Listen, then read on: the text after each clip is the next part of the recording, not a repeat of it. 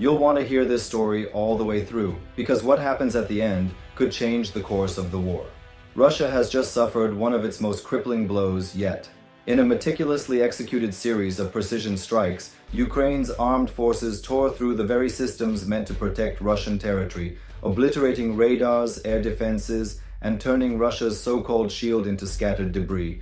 It all started in Belgorod Oblast, just across the Ukrainian border near Kharkiv, an area Russia has tried and failed to conquer time and again.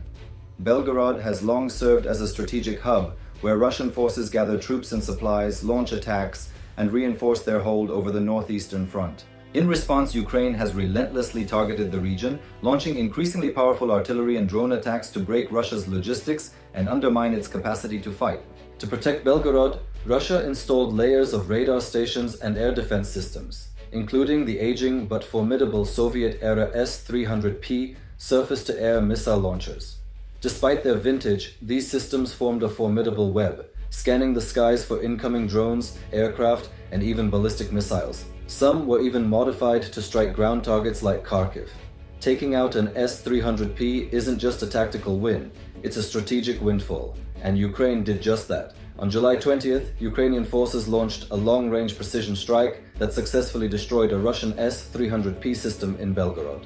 According to the General Staff of the Armed Forces of Ukraine, this was just one of several strikes that day, all of which dramatically degraded Russia's air defense capabilities in the region. The elimination of the S-300P weakened Russia's long-range air coverage, exposed new targets to Ukrainian attack, and left Moscow scrambling for a costly replacement.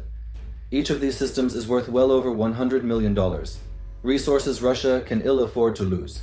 But Ukraine didn't stop with the S-300. In the same operation, Ukrainian forces also struck two major radar systems, the NEBO-M and the 5N66M Big Bird. The NEBO-M is one of Russia's most advanced radar systems, capable of detecting stealth fighters and long-range ballistic missiles.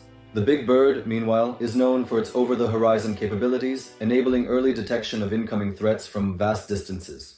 Combined, these radars were Russia's eyes, gathering data, alerting defenses, and helping intercept Ukrainian attacks. Now they're blind. In total, over $200 million worth of equipment was destroyed in that single coordinated strike.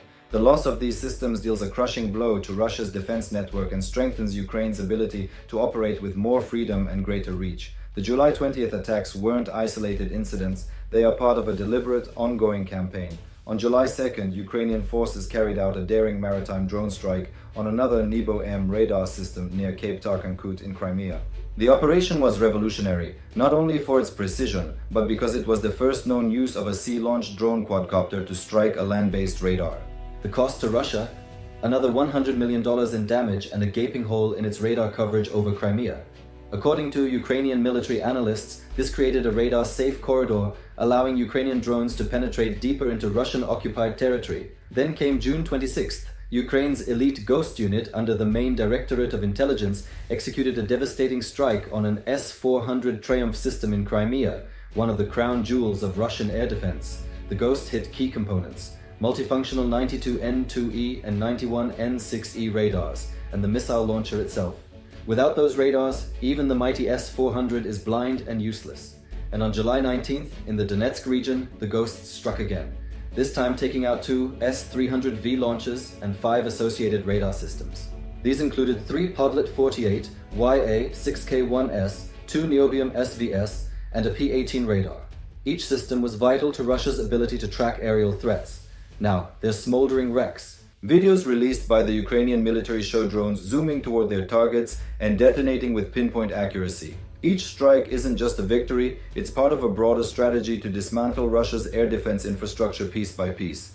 And it's working. Open-source intelligence analysts have recently reported that Russia is now rapidly relocating smaller, less effective radar systems from its eastern and central military districts to fill the gaps left by Ukraine's strikes. These lower-tier radars lack the range and precision of the destroyed NEBO-Ms and Big Birds, making them inadequate substitutes. Worse still for Russia, pulling these systems from other districts creates new vulnerabilities, especially in areas housing sensitive sites like the drone factory in Yelabuga, which manufactures UAVs for bombing Ukrainian cities. Ukraine now has a map of new weak points. Whether by sea-launched drones, long-range rockets, or precision airstrikes, it can target new regions, cripple Russia's infrastructure, and force the Kremlin into costly, panicked responses. In just a matter of weeks, Ukraine has destroyed S-300P and S-300V launchers, NEBO-M and Big Bird radars, and even S-400 components, systems worth hundreds of millions of dollars and critical to Russia's military posture. And with each strike, Ukraine shifts the balance of power, forces Russia to divert resources, and brings its own forces one step closer to reclaiming occupied territory.